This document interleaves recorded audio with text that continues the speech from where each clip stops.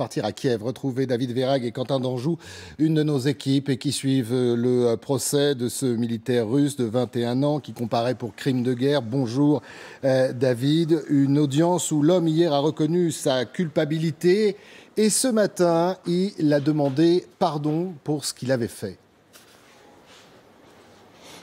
Oui, un accusé qui est juste derrière moi dans la salle d'audience. Et si je vous parle tout doucement, c'est parce que c'est assez exceptionnel. Depuis le début du procès, il y a à peu près 1 heure, eh bien, la porte est restée ouverte, la porte de la salle d'audience. Et je vais demander à Quentin de bien vouloir essayer de s'immiscer un petit peu dans cette salle qui, vous le voyez, est pleine de journalistes.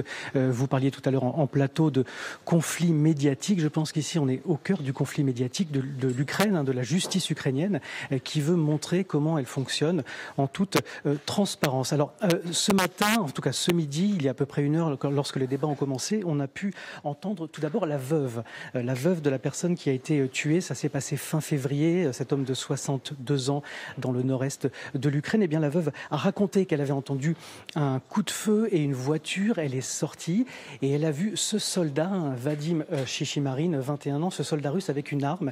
Et elle a remarqué ensuite son mari qui était étendu par terre avec une balle dans la tête. Lorsque la cour demande à cette veuve ce qu'elle pense que mérite ce soldat russe, elle dit qu'il mérite la prison à vie ou bien, et vous en parliez également, ou bien un échange avec des prisonniers ukrainiens d'Azovstal. Après la veuve, c'est l'accusé qui a parlé. Il a tout d'abord reconnu les faits en expliquant avoir agi sur ordre. Alors, sur ordre d'un camarade et non pas d'un supérieur. C'est un petit peu la distinction que fait la Cour.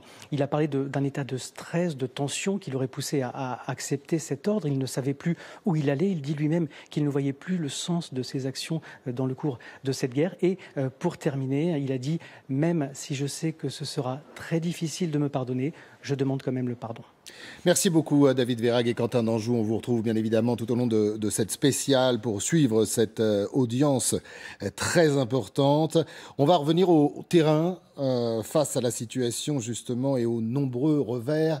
Il semblerait que Vladimir Poutine, vous allez le voir, ait décidé de faire le grand ménage. Information des services secrets britanniques. Alors, le chef des armées de la région de Kharkiv serait limogé. Le responsable de la flotte russe en mer Noire aussi. Et quant à Gerasimov, ni plus ni moins le chef d'état-major des armées, qui n'était pas d'ailleurs aux côtés de Vladimir Poutine le 9 mai, lors de la célébration de la victoire face aux nazis, eh bien, lui, son sort serait entre les mains du chef du Kremlin directement. Général, la purge dans l'armée russe, c'est pas la première depuis le début de ce conflit, mais ça commence à se multiplier. Bon, d'abord, c'est bon pour l'avancement des autres. Il faut voir le bon côté des choses. C'est-à-dire qu'en fait, dans une guerre, en parlant plus sérieusement, la guerre, c'est la réalité par rapport à l'entraînement qu'on a suivi pendant des années. Et c'est pas parce qu'on est monté en temps de paix au plus haut poste qu'on est forcément meilleur au combat.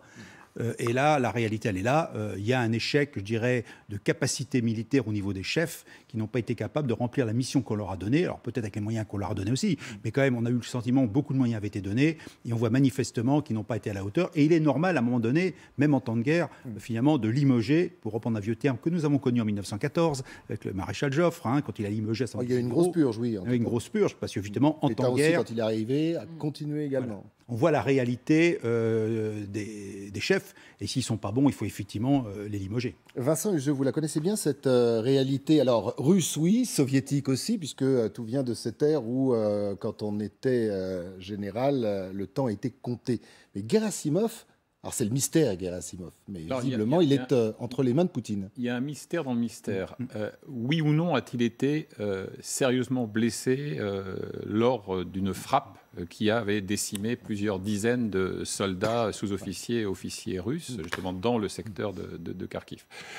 Au-delà de ça, il y a un autre mystère qui est le sort de Shoigu, le ministre de la Défense, qui est un ami intime de Poutine, qui n'est pas un militaire de formation, ne l'oublions jamais, il n'est pas passé par l'ascension hiérarchique et les tableaux d'avancement, mais il doit davantage cette posture à sa proximité avec Poutine. On le voit sur la photo du bas d'ailleurs. Et puis il y a un autre élément qu'il faut ajouter, même s'il n'est pas cité dans cette vague de purge-là, c'est les services de renseignement.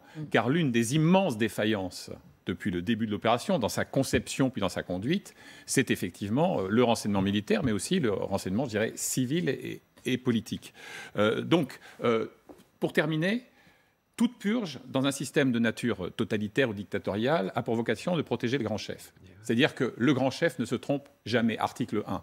Et donc à partir de là, il faut trouver des lampistes, des boucs émissaires et parfois des boucs émissaires galonnés. Yves Bertoncini, je vous vois acquiescer. Oui, bah c'est bien de reparler du renseignement, mais qui a effectivement été totalement défaillant. Et puis, parce qu'au fond, Poutine a attaqué l'Ukraine en pensant que c'était pas un peuple et que c'était juste des cousins qui allaient s'absorber comme les Biélorusses dans le grand patrie russe. Bon, on peut dire que les renseignements l'ont trompé, mais enfin, il aurait pu aussi le savoir tout seul. Mais donc, il pourra toujours sanctionner les services de renseignement. Idem donc sur les militaires.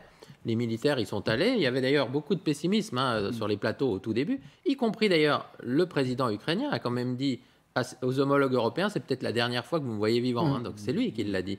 Mais pour autant, en effet, sur le terrain, hormis Mariupol, il n'y a pas beaucoup de victoires à afficher. Alors oui, Poutine peut toujours sanctionner les défaillances. Il y en a certainement eu dans l'armée, ça c'est vrai. C'est peut-être une bonne façon aussi d'expliquer à son peuple un certain nombre d'échecs. Oui, sauf qu'à un moment donné, oui, comme vous l'avez dit, l'impossibilité, c'est de se s'auto-sanctionner lui-même. Personne ne peut, semble-t-il, le débrancher. Parce que tout à l'heure, vous avez fait un lapsus sur l'Union soviétique, mais dans l'Union soviétique, il y avait au moins un politburo, il y avait une discussion et on pouvait éventuellement débrancher Khrouchtchev à un moment. Là, effectivement, les lampistes, les généraux peuvent tronquer, peut-être effectivement le ministre de la Défense. Mais tant que Poutine sera là, je crois que le cœur du problème demeurera.